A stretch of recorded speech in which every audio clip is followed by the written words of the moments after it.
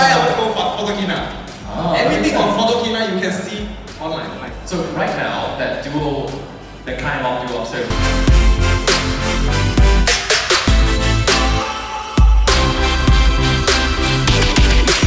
When you're running your own business, when you're going solo, you're essentially the CEO, which is great.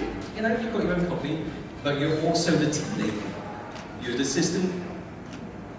So when the chambers and the kids go, if the shit hits the fan, you have to clean it up as well. I think as any creator, artist, you probably at some point want to end up doing it by yourself. Because, you know, you're the one who does all the creative work. In your head, it's not the guy who pays you, so you think, why don't I just go solo? That's not good, but you know, we just wanted to make good fun content, and that success is a byproduct of, you know, being able to